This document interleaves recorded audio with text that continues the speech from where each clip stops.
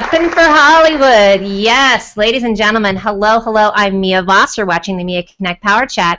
This week we're going to be talking about Hollywood. I've got a film producer here in my film strip, and he's so juicy that I only brought him on by himself because he's enough.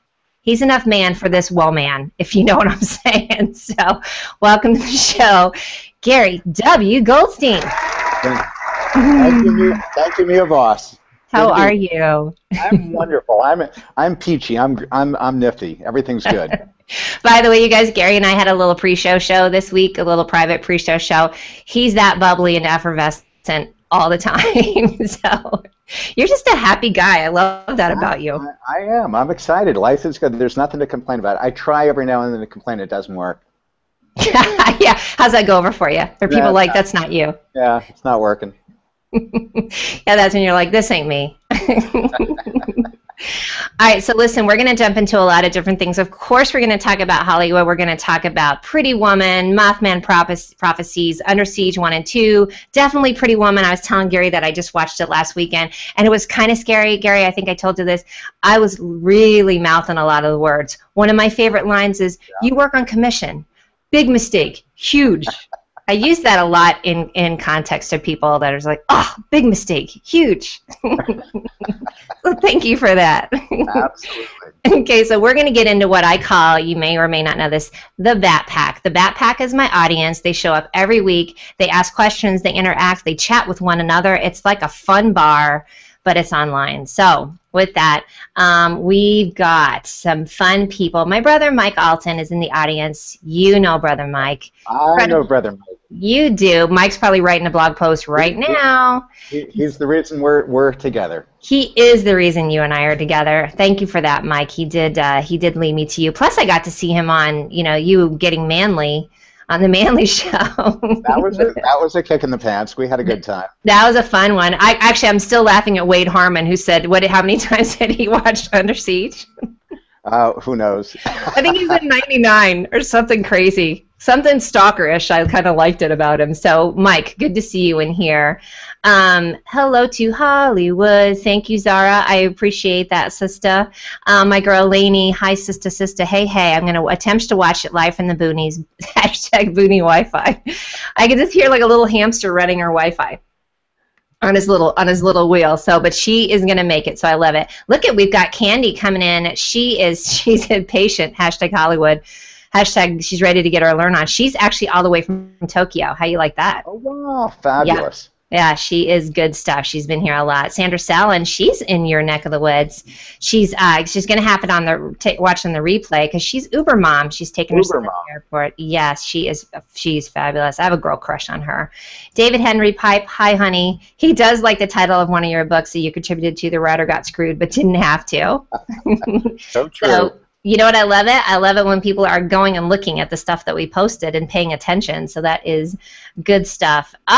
Dawn Swick, this is my sister, definitely. She looked at her watch. She said it's Mia o'clock. She and I. So it's Mia Voss o'clock. So she is my twinsy because we were actually born on the same day, same year, and are going to be celebrating version 5.0 together next year. It's hopefully in Italy. Debbie liked it. Big mistake, huge. I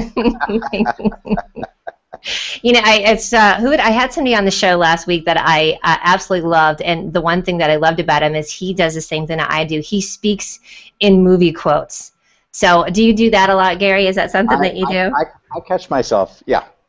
And so do people think it's sticky and you're like, hey, what do you want from me? I'm in this industry. If it's absolutely spot on, it works.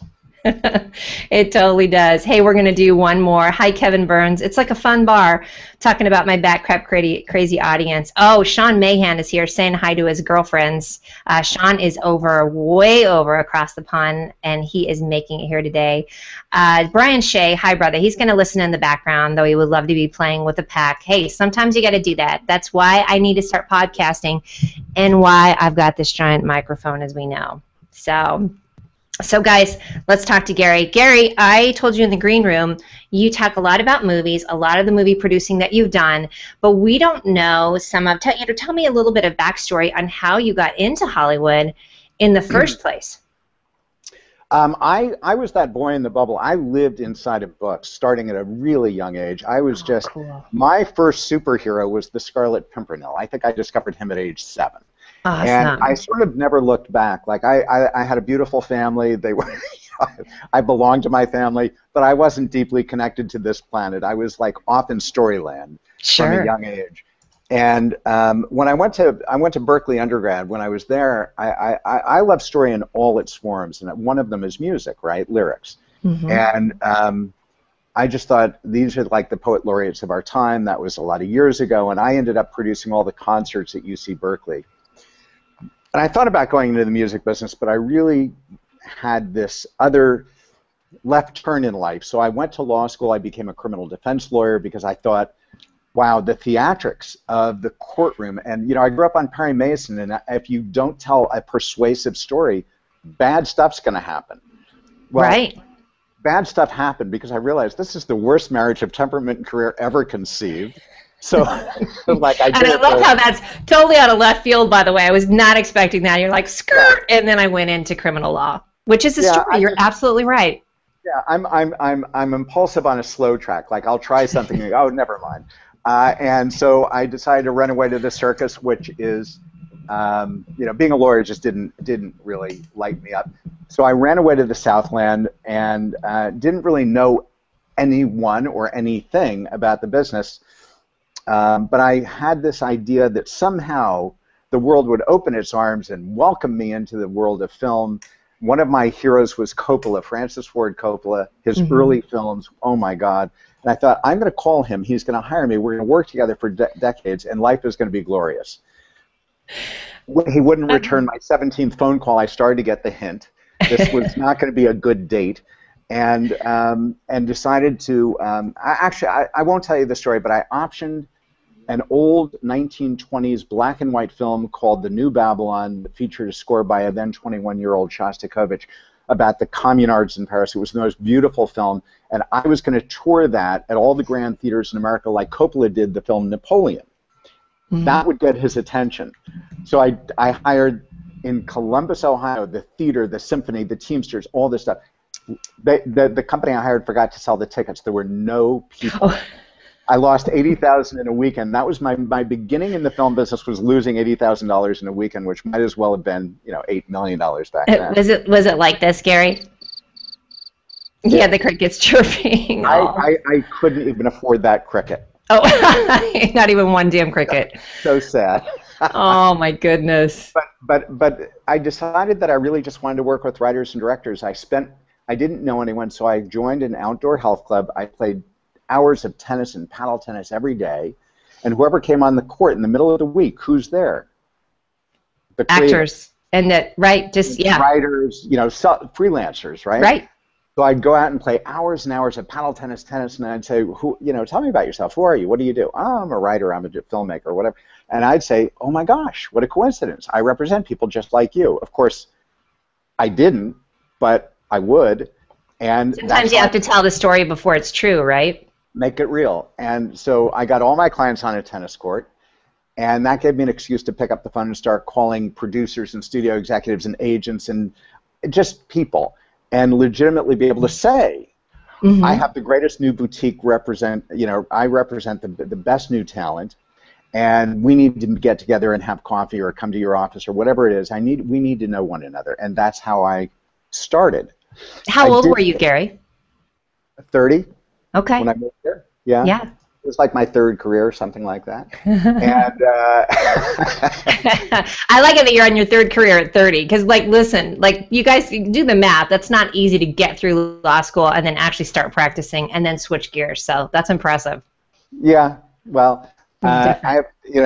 I just knew what I wanted. I wanted to be in the storytelling business. And so anyway, I did that. I built that business up. It was fun. It was great. It treated me really well. Took about 3 years. I was starving for about 3 years, and then it all started to coalesce and make sense. And I learned how to break new people into the business. Um, and then in 1988, yeah, the writers went on strike, shut the whole of the business. Film and TV was ground to a halt, no production. We couldn't do anything. We couldn't earn money. We couldn't do anything. Right. And I looked at that and I thought, this is going to go on for about a year. Everyone knew it would be a long strike. And I thought to myself, it's so funny, I didn't really think, gosh, how am I going to pay the bills, which is a logical thought. I thought, oh my God, I'm going to be bored. I've never been bored in my life. Mm-hmm. What am I going to do? So I got one of my young writers to dust off a script. I said, you're going to direct your first film. I know you want to direct. I want to produce my first film. I'll raise $17. We'll go make a film. And we did, and had way too much fun. I got the bug. We produced a film. Actually, we had a script called 3000, which later became this thing called Pretty Woman. Well, 3000 was a dark, tragic drama, probably one of the best scripts I will ever hold in these hands. Yes. I sent it to my friend who ran Robert Redford's, a lot of his stuff at Sundance. She read it, went, oh my God, you're one of our 8 scripts or 10 scripts or whatever number of scripts that are going to be projects at our production lab, which is a huge honor and very big headline for Hollywood, which projects get accepted. So that was part of my market. Well, we were supposed to get on a plane 4 weeks later. From Right. 4 weeks after I got $200,000, which was, and Jonathan and I knew as much as a rock about how to make a film. Right. Hey, and can I just jump in real quick? I want to ask our audience if they can answer a trivia question on what that number 3000 is. Don't tell them. We'll see if they know, because I know that story, by the way. So I love it. Let's see if anybody knows it. So yes, so you didn't know diddly about making the movies, but look at if you build it, they'll come, right? Well, yeah. So I just turned to Jonathan. I said, "We'll make the film when we get back from Sundance." He said, "Oh no, I don't want to think about it while we're at Sundance. Let's make it before we go. 4 weeks." Oh. I said, sure, okay, fine. We did. We made a film called Cannibal Women in the Avocado Jungle of Death. Humble beginnings, right? Yes, I love it. Yeah, it was fabulous. Anyway, I really got the bug for producing. It seemed a much bigger canvas to paint on than representing clients. Sure. So that was sort of the next elevation of becoming my own client, basically, and choosing stories and developing them and attracting all the talent and all of that. And that's sort of how I got into it. Yeah. Well, I love the idea, too. You see that you're representing, when you made that transition, I love that phrase, I did it myself, turning yourself into your own client, because that you're loving that big canvas and telling the stories. Yeah, absolutely. That's amazing. So then, so this is 1989. We all know what happened. We were talking about it in the green room of me seeing the posters living in New York City when I was 25, 1990, and those big posters of Pretty Woman coming out. It was a big deal. Yeah, I mean, listen, every film is a miracle. Getting any film made at any budget level, from $10 to $100 million, they're all a miracle. Sure. They're so complex. As a business model, it's a startup with nothing but huge risk and obscene monetary need, and bringing together a couple of hundred people to work from day one like this beautifully orchestrated, symphony. Right. And I mean, and then you give away the best of it for free, hoping people will like it. And it's a really absurd model, and yet it works because and this is really perfect as a segue, great, are wired as human beings to be absolutely enthralled by a great story. And the more we tell a story, the more successful and persuasive and powerful we become and live into our capacity. Anyway, yeah, I forget where that was going. Pretty Woman, yes. No. But you know what? That actually, what we did, I was segueing into the movie, but you backed up into that bigger thing. I mean, I bet we could ask everybody to tell their stories about their favorite movies or their fascination. I mean, you think about the original of Hollywood, of like being discovered in the malt shop or something like that. These wonderful stories of people being discovered, getting into the industry, and then the stories themselves and how much they affected us. And I love that you were talking about that it started with reading for you, because think about that. Scripts are the written version of it, and then you help turn it into the actual the story. Yeah. I mean, I love seeing, my whole thing is I love helping people live into their creative dreams. Mm-hmm. One of my early clients, an attorney, called me and he said, I have this script by these two young writers, and it's been passed on, read by and passed on by every shop, independent, studio, everything in between. Would you read it? And I said, yeah, okay. And long story short, I said, if they will, I'll read it if they'll come meet me and take my notes and do one rewrite and change the title and let me remarket it, which we did. I sold it 90 days later to Warner Brothers for $250,000. The writing partnership split up. Both very successful, amicable. One of them, I remember when I first met him, I said, what do you love? I want to be a filmmaker. I've never, sold a script. I've never been produced, but this is my dream. And one of the things that he loved was Planet of the Apes. I always love to find out, what kind of films do you love? Right. Well, recently, this juggernaut, this massive success called Dawn of the Planet of the Apes came out. Right. The gentleman who directed that is the same fella I'm talking about. I love it. I love it. So you get to see that. Those kinds of stories, people living into their dreams, oh my God, I get chills. Yeah, it does not. Talk about that. Now that makes you happy when you see, you think about like Spielberg, like how much he struggled and the things he had to go to find his dream, and just really probably hitting bottom on that too. Can I tell you who two of my favorite directors are, just to throw it out there? Sofia Coppola. I am just fascinated with her. I love what that kid has done, because she is a kid still. But starting, I would say, I loved Suicide Virgins. I was fascinated with that. And sorry, guys, I'm going to use Gary just to talk about stuff I love. And then I also loved, she did Lost in Translation, which I thought was one of the most magical movies I'd seen in a long time. And I thought that whole May-December thing, I was like, whoa, this doesn't make any sense. And then you see it. And it was absolute magic to me. So that was inspired. I mean, she obviously got great genes, creative genes, but that was an inspired bit of filmmaking. Yes. And what was her does anybody know? I'm going to throw this out there for trivia too. What was one of the first movies that Sofia Coppola appeared in? Got to throw that out there, and then we'll answer a little. Do you know that one, don't you? Well, it would have been one of the Godfather. She was a stand-in. She was a replacement on one of the Godfather films. No, remember, she took a bunch of crap for that. Actually, he did too. Yeah, people did not. Dad took a lot of flack. Yeah, he did. It's interesting. It's interesting to see. I don't know which film. I will. I'm going to see if anybody knows it, and then I will tell you, because I told you I'm a junkie. And we were laughing. I don't know if you guys saw my trailer. This is my high holy season. That it's starting, and I ain't talking football. I'm talking awards season. So the Emmys are this Sunday, I think. That starts it off for me. Goes all the way to February. With the big game, with the big Super Bowl. We all know what that is. Yeah, absolutely. Oh, definitely. You know what? Let me throw in a couple questions, and I just need to give a shout out to Rain Dell. She's in the back scenes. She's the producer of the show today. How You Like Me Now with that one. So she is rocking it out. Let's see. My girl Julia Aspinwall. Hi, honey. Love her. She said, I would love to hear how you got to those ideas. I'm not sure what that was, but what was your journey? What teachings and people influenced you?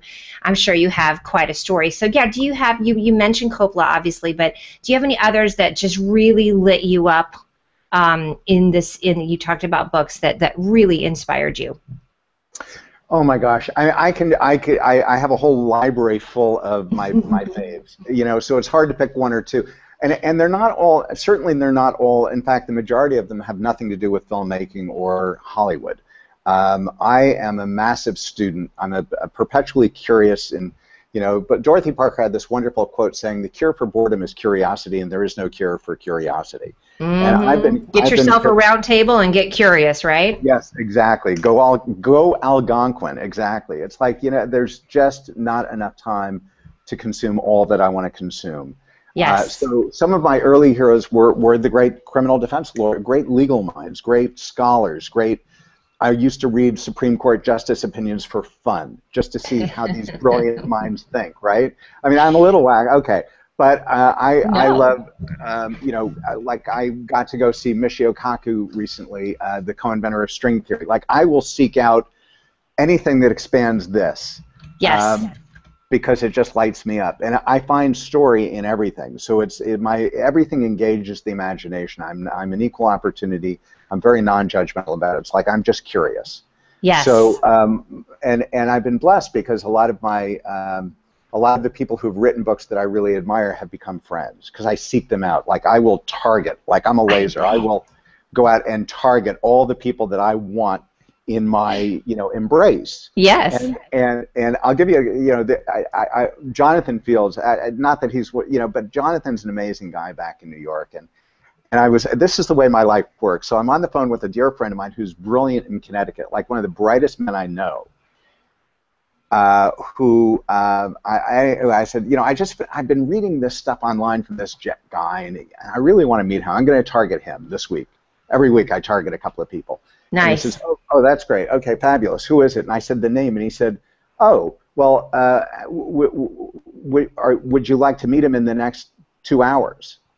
And I said, of course. What are you talking about? He said, and then you wet your pants, and then you said yes. I said, absolutely. How's that going to happen? He said, well, I'm having lunch with him. I'll put him on the phone to you. Like, I really believe that's how life works. I think so too. You know what? That's magic. So you've set intention, right? Yeah, you create magical miracles just by saying that's the crossroads. Yeah. That's where I want to live.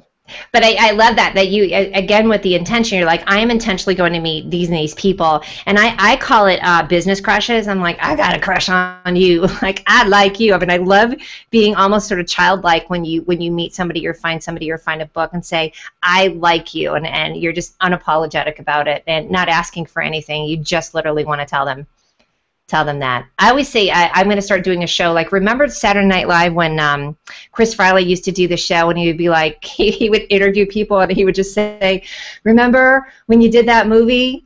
That was awesome. Like, I can see doing a show like that too. But it's true. It's, listen, there's nothing more flattering, more honoring than reaching out to someone and saying, I just so admire, would you be my 3.7-minute mentor? Would you just light up my world for a few minutes? I love that. I love that 3.7-minute mentor.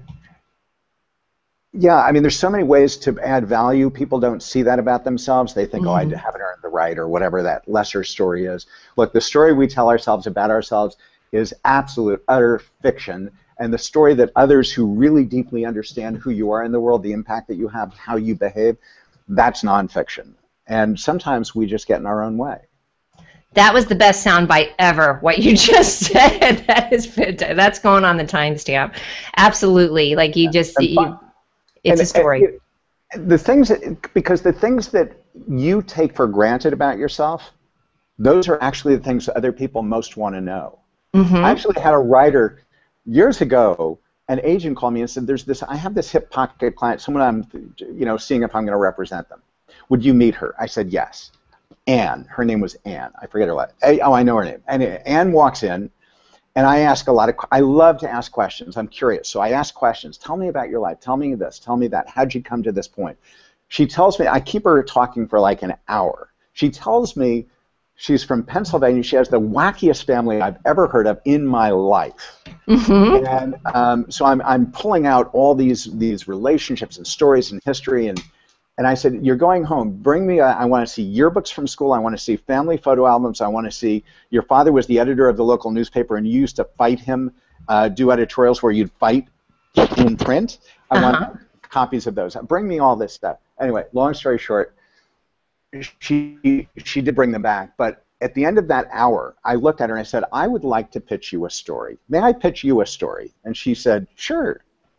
And I pitched her life story. I pitched her life story as a comedy because it was so unbelievably amazing.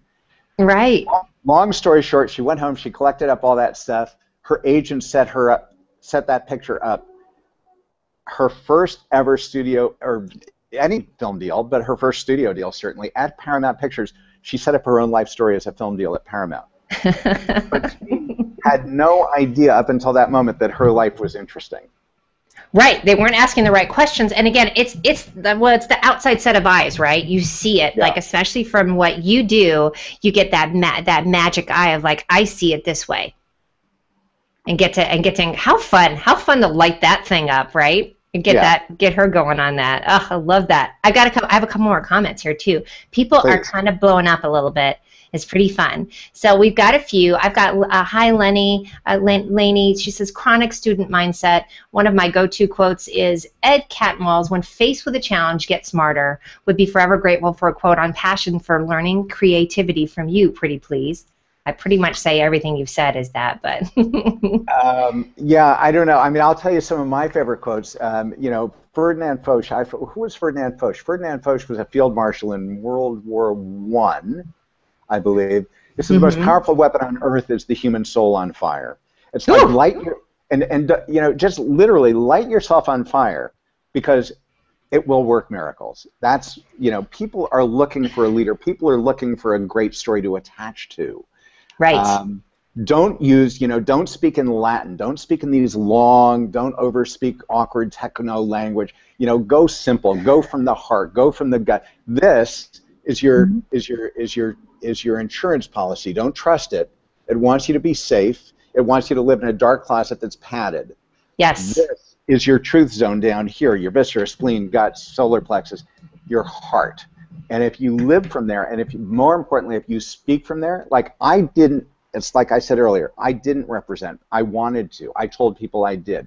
Speak your truth. Where do you want to go? Speak with, like, really mean it.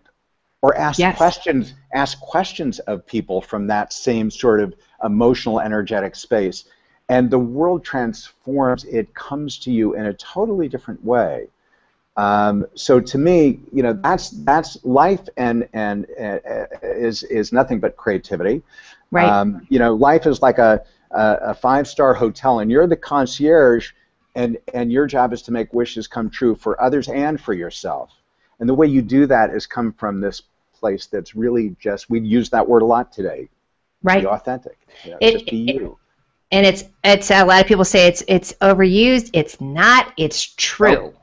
And I love what you're saying. I think that when you are coming from that place and it's keeping it simple, it's a lot easier to tell that same thing over and over again because you're coming from that same fired up place. And when we're saying light on fire, we're not talking about self-immolation, people.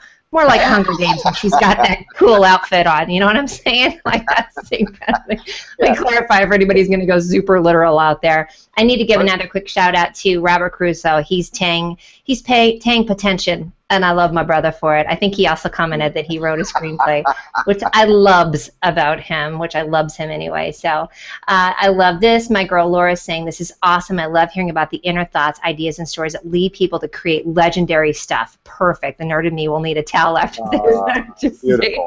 Beautiful. That is fantastic. You know, on a quick side note, I just have to say one of my favorite follow-ups to the same characters that were in Pretty Woman was Runaway Bride. I think that might have been, oh gosh, I forgot. It might have been Rob Reiner that did that. I just thought Runaway Bride showed again that amazing chemistry between Richard Gere and Julia Roberts, and I think it got poo-pooed a lot by people. I love saying poo-poo.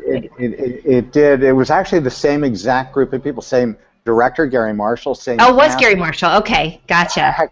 Hector Elizondo was in it, same line producer. I mean, it was like the whole... Hector Elizondo that had played the concierge. He played the husband, and then it was who played his ex-wife? I don't remember. I'm gonna bust it out here in a second because she's wonderful. She's married to what's his name from Forrest Gump. Why am I forgetting his name? Tom Hanks. It's Tom Hanks' wife, which I love. But anyway, I thought that was one of the most adorable. I loved the charming element to it. So I tell people to go back and see that because I think they missed out a little bit. They were looking for a blockbuster thing, but it was a different character. So I'm getting on my soapbox. I thought it was adorable. Sheffy, my brother Sheffy, Chef Dennis, if you have not met him, you need to get you some of that because he's fabulous. He had a comment about movies. Books being made into movies. This is a hot button, honey. I know you know this. Love movies, but hate it when one of my favorite books is made into a movie because they usually leave out so much that's important to me of the movie. But and I hear him. I would love to hear some examples of what people thought were good adaptations. Lovely Bones, I thought was an interesting adaptation of it, but I thought that was such a hard book to make into a film because of the protagonist, or the main character was so in her head. So that's my little thing. But tell me some examples, or tell me what your opinion is of that. Well, I happen to agree. I often have a rule, like if I'm really deeply in love with a book, I will rarely go see the movie version of it. It started when I was a million years ago. I was in college. They did a film of the Magus. Is it John Knowles or John Fowles? John Fowles' book, I think. And the Magus was like a piece of literature that I worshipped at the time. The problem often is the very same book that is so alluring to us is alluring to us for the same reason that a great stage play is. Stage plays and movies are polar opposite ideas. One is about emotional and intellectual arts that are they're not anchored to any kind of plot point. Right. They are very internal dialogues, and movies are very external. They are very plot driven. They're very dialogue driven, and oftentimes the things, look, all we want is to be moved. So when a book deeply impacts us, moves us, really, whether it's in whatever direction, it doesn't necessarily mean we want it to be a movie because we want the world to see it. Right. But oftentimes it just doesn't work. Some do. Some do. Tell me ones that you thought that did work. I'm trying to think. I know, me too. I'm stumping myself. I've actually adapted 2 books. Ooh, here's a good one. Hold on a second. Life of Pi. I agree with Cheryl Deuce. I was really shocked by that one. Right? Yeah. They did. I think that was well. Yeah, that was amazing. That was. What else? Let's get some ideas from. I did a book by Robert Cormier called Fade at MGM. Very dark, very, very, very dark. Others had tried it. I tried it. The script was great. It was just too relentless. I did an Edgar Rice Burroughs book, the same guy who did Tarzan, of course. I did a thing called The Monster Men at Warner Brothers. I've never actually produced any of the books that I developed into screenplays. Wow. It's very hard. It is very, very hard. I think so. I wish I could come up off the What about Fight Club? Was that Chuck Palahniuk who I thought? Oh, I can never say his name. Yes, I think it was something like that. Yeah. If true, that was a great adaptation then, because that film really worked. Yes, that's a tough one. Always good. I know it's stumping. I'd love to see if anybody else has some of their favorites too. Definitely. Hold on. Let me see if there's. Let's see if there's some other ones too. And how interesting that you've been on both sides of it too, because you can see what it looks like when it's in your head or when it's in your heart or in that large imagination, because it's just it's has no roof, right? There's an old expression that I think applies to all of life. It certainly applies to movie making, but it comes from aeronautics. It's a meteorological term in aeronautics. And actually, former President Bush, the senior, has this on as a plaque on the front of his cottage in Kennebunkport, and it says CAVU, CAVU, and that stands for Ceiling and Visibility Unlimited. And that's literally how you feel when you come across that story that just it's like lights you up. You want to laugh and cry and dance all at the same time. And you've got to tell this story. Yeah. I wish we could get a YouTube compilation of your crazy moments when you're reading something and freaking out and just like, this is the best thing ever. I bet. Like, that would be the best compilation ever of when you get lit up by something, which I love. Let's see if we've got, I love this. Dawn Swick says she could listen to you forever. So there's that. I could too. Thank you, Dawn. Actually, the funniest, the craziest moment was I was handed a script by a guy who was a comic known for he's on a regular on a TV show, and his writing partner, and they were new. But they were both like crazy funny, like illegally funny, and they wrote this script and they handed it to me, and I said, it's not thick enough to be a script. It's 84 pages, and they said, just read it. I could read about 3 pages at a time. I was crying from laughter. I mean, my vision was so blurred from my tear ducts that I literally couldn't see the print on the page. It took me forever to read these damn 84 pages. The funniest thing I've ever read in my life. But, you know, God bless, right? I mean, Right. when those moments come, it's gold. Too much. Can you tell us what that was? It was a film that never got made. I wanted to make it into. How do I tell this story? I wanted to make it independently. I had a director that I attached. I wanted to make it for like several $1 million. I thought this is going to blow people away. I'm going to take the market by storm. This quiet little thing that no one saw coming. Mm-hmm. Unfortunately, I shared it with some agents at one of the bigger agencies, one of the big four. Big mistake. Huge. Big mistake. and the next thing I know, I'm getting a call from Ron Howard's office. We need to have a meeting. And so I go in for a meeting with Ron Howard, Brian Grazer, their staff, whatever. And basically there's this, how do you define? I mean, there's a moment when you look at this situation with the agencies and these big players and you say, if I say no, what are the repercussions, right?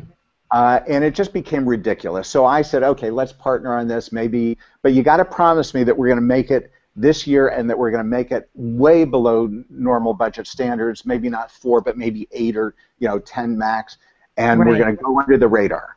Yes, yes, yes, yes, says everybody. No.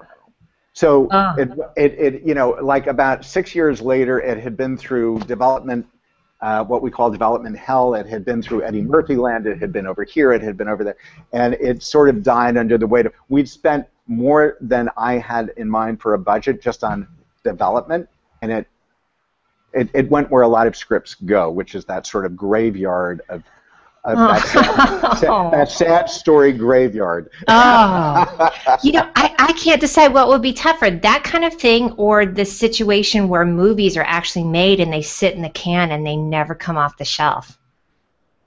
I think that would be really tough for a lot of people. Like that would be like giving birth and then you just put the baby in the closet and it never goes out. It's awful. But on the flip side, think about Jessica Lange. Remember, they did a movie with Jessica Lange and Tommy Lee Jones like 8 years before, and then it finally came out, and didn't she get an Oscar for it?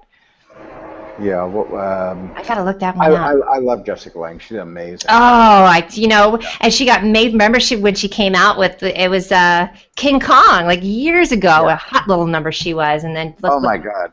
Oh, let's all file it under we'd all hit that, right? Yeah. That's a major crush right there. Exactly. Okay, so I just have to admit that you were right and I was wrong.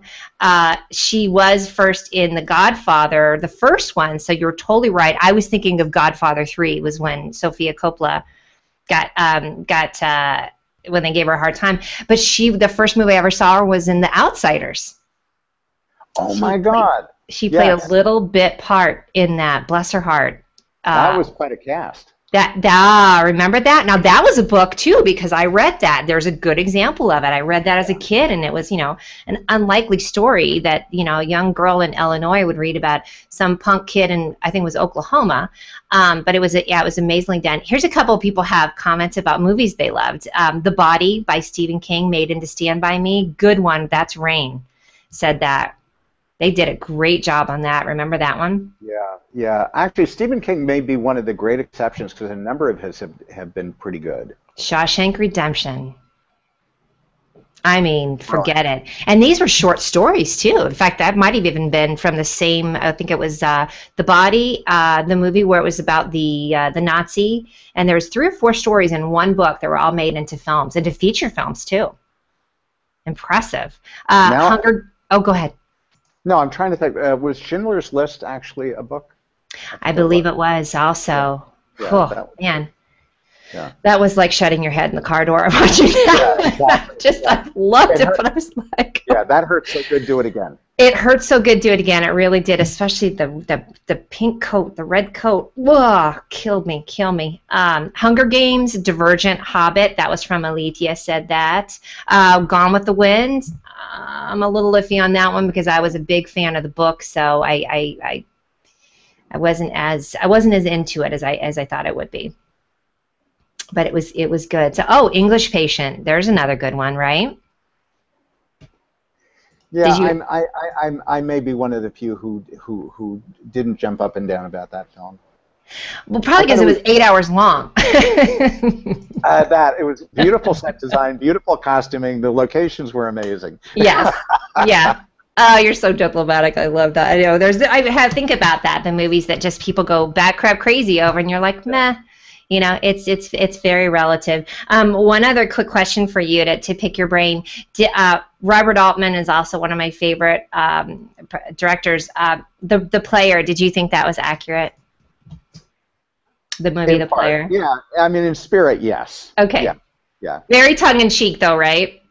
Yeah, there's a wonderful quote. I'm not going to be able to say it, but you can check. Hunter Thompson has a quote of defining Hollywood, and it's just this litany of thieves and killings and murders and mayhem and this and that. And at the end he says, yeah, and there's also a negative side to Hollywood. But I think that The Player captured some of what was true at that time in the 80s. I think was it the 80s? Yeah.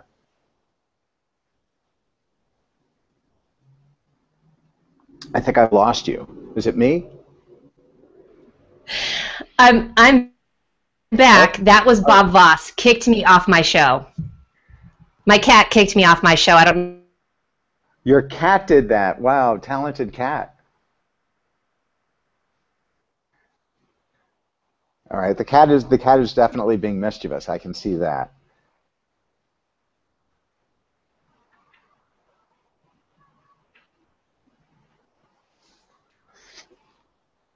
All right, I don't hear a thing. Again, I think it's.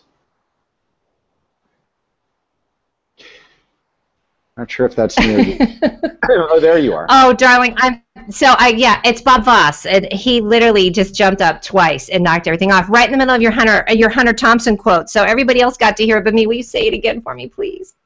No, I can't tell. I'll tell you a Norman Mailer quote. He said, "What's the experience of filmmaking?" In an interview many, many, many years ago, Norman Mailer, who's a very interesting brain, basically said, "Let me say, okay." He said, "It's one part military campaign, one part nightmare, one part orgy, and a high."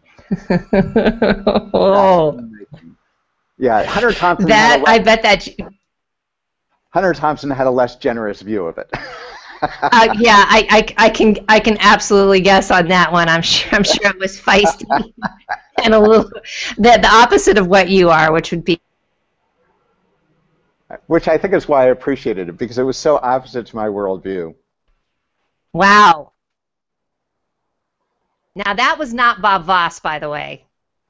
Okay, Bob gets a pass on that one. Yeah, that was Google on that little fun one. So, all right, I guess they're trying to tell us. And listen, we have more viewers than I've had in the past. I just want to let you know we're kind of breaking a record, so people want to know what's going on. But I think it's I have to tell you. Let me gush on you for a little bit. You're so charming, and I love what you have to say. You're very from the heart. You know what? I'm looking at. I see this. I've never seen this. This whole group chat column, and yes. Your audience are unbelievable. I mean, I can't read. There's a novel going on here. It's so fascinating. Isn't that fun to see? So I just want to say thank you. I want to say thank you to all these wonderful, delicious folks from around apparently very international too. But anyway, it's really quite amazing that everyone's tuned in, and I just love it. Anyway, thanks for the questions. I think we need to have another one, by the way. We might need to have part 2 of Gary Goldstein. Anytime, darling. I'm delighted. You cracked me up. I'm happy to come back anytime. You name the date, you name the place, I'll wear clean underwear. We're good. I have to tell you, people know that anytime people say, like, I was entertained, was cracking up, that my job is done. So I love it. I just, I don't know what I could do I think I just have to admire your tiara and not even try to compete, because it's just way too cool. But, look, this has been great. I know that you have another show, so I don't want to, but thank you. Yep. This is, like, really cool. If I could leave you with one, it's like I love what you're doing, because I think that what you bring to people is really actually, it's a lot of fun, and it's entertaining, and it's a good time. You make it a good time. But underneath that, there's a lot of riches. There's a real foundation of like idea behind it, and that I value that. I honor that. Making my day. Listen, I've got a huge echo apparently, but I'm just going to throw down the mic with you saying that to me. So that just seriously made my weekend, because this is what I love to do. So listen, I'm not going to talk too much more. I'm going to let you tell me your bat crap crazy.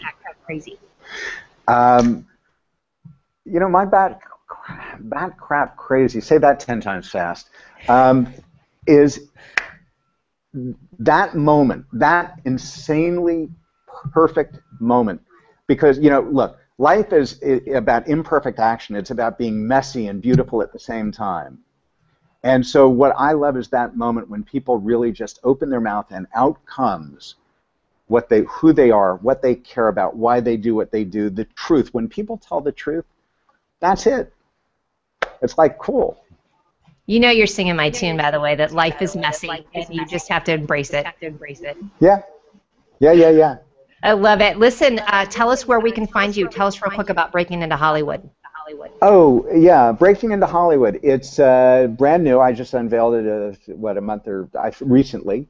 So it's breakingintohollywood.com. It's a book that I wrote. I wrote the book because over the years, everybody asks, how do I get from where I am to my dream, right? What's that path? And a lot of times in the fields of creativity, it seems like there are no footprints in the sand. There's no pathway. Like if you want to be an accountant or an architect or an attorney or something, butcher, baker, candlestick maker, there's a way, how to do it. You do that. You get this schooling, you take that exam, you join this net organization, blah, blah, blah. Creativity, it's a little more random. It seems mysterious. It's not. So I wrote the book to be that, and the coursework, the interactive coursework that makes it really personally tailored to everybody, that's all the stuff that's in Breaking into Hollywood. But more important, it's a community. It's a community where we have this kind of conversation that's really meaningful to folks. That's what I care about. So breakingintohollywood.com is where I'm starting to hang out pretty much all the time. And that's on Google+. Look it up. I think I've lost you, Mia. Anyway, if you're hearing this, Google+, Google+ community. Just type in Breaking into Hollywood, and that's kind of where we're going to be. Google. I'll tell you. It's a miracle. It is a miracle. I'm still here. Say, Mia Voss, you rock. You're like a delightful spirit on the planet. I want to thank you for this, and I would love to come back and hang out. Yes, we're going to end the show before it ends me. Darling, you are fabulous. As long as you got to say what you needed to say, then I'm all good. So, you guys, we are that's good. it for the Nia Connect Power Chat. Thank you, Gary. You're my new favorite thing. Have a beautiful day. Thanks. Have a beautiful day. On his little wheel. So, but she is gonna make it. So I love it. Look we've got Candy coming in. She's impatient. #Hollywood. She's ready to get her learn on. She's actually all the way from Tokyo. How you like that? Oh wow, fabulous. Yeah, she is good stuff. She's been here a lot. Sandra Sallin, she's in your neck of the woods. She's gonna have it on watching the replay because she's Uber mom. She's taking her son to the airport. Yes, she's fabulous. I have a girl crush on her. David Henry Pipe, hi honey. He does like the title of one of your books that you contributed to. The writer got screwed, but didn't have to. So true. So, you know what I love it? I love it when people are going and looking at the stuff that we posted and paying attention. So that is good stuff. Dawn Swick, this is my sister, definitely. She looked at her watch. She said it's Mia o'clock. She and I.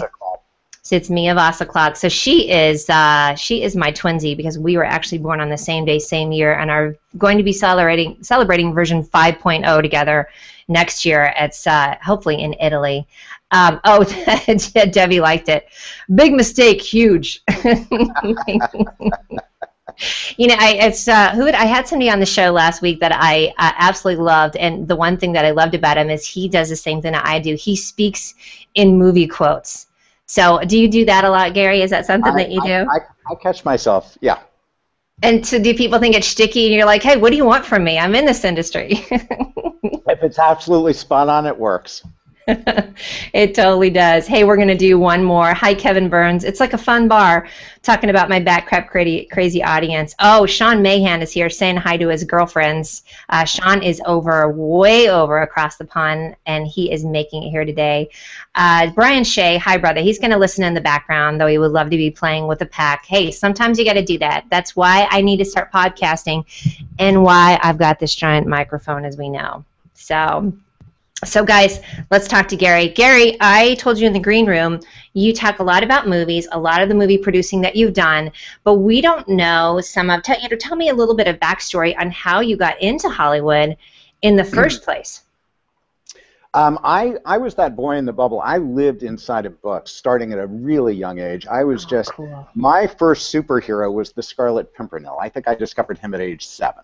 Awesome. And I sort of never looked back. Like I had a beautiful family. They were, I belonged to my family, but I wasn't deeply connected to this planet. I was like off in Storyland. Sure. Mission. Big mistake. Huge.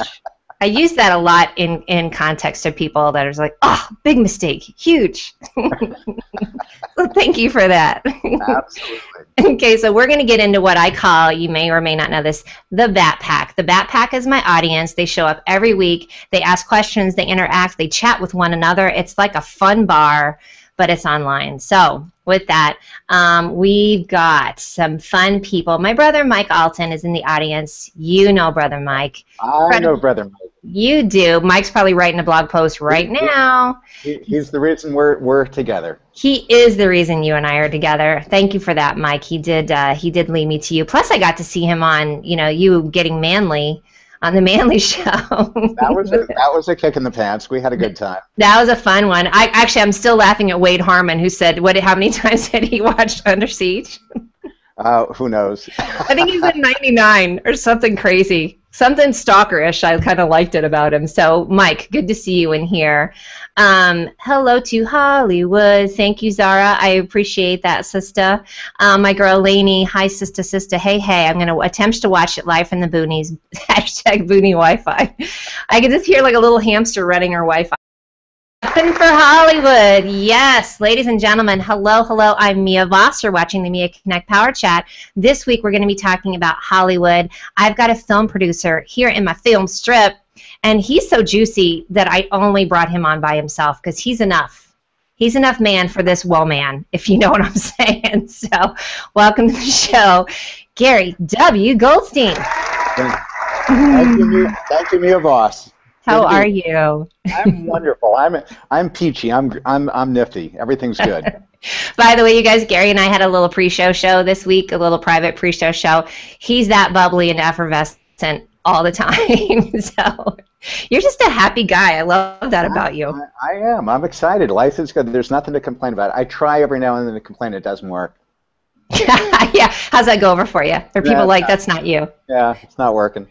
Yeah, that's when you're like, this ain't me.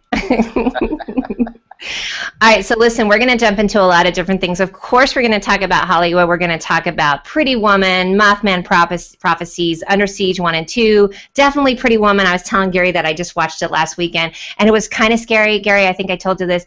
I was really mouthing a lot of the words. One of my favorite lines is, you work on commitment. And when I went to Berkeley undergrad, when I was there, I love story in all its forms, and one of them is music, right? Lyrics. Mm-hmm. And I just thought these are like the poet laureates of our time. That was a lot of years ago, and I ended up producing all the concerts at UC Berkeley. And I thought about going into the music business, but I really had this other left turn in life. So I went to law school. I became a criminal defense lawyer because I thought, wow, the theatrics of the courtroom. And, I grew up on Perry Mason, and if you don't tell a persuasive story, bad stuff's going to happen. Well, right. Bad stuff happened because I realized this is the worst marriage of temperament and career ever conceived. So, like, I did. And I love how that's totally out of left field, by the way. I was not expecting that. You're like, skirt, and then I went into criminal law, which is a story. You're absolutely right. Yeah, I'm impulsive on a slow track. Like, I'll try something and oh, never mind. And so I decided to run away to the circus, which is, being a lawyer just didn't really light me up. So I ran away to the Southland and didn't really know anyone or anything about the business. But I had this idea that somehow the world would open its arms and welcome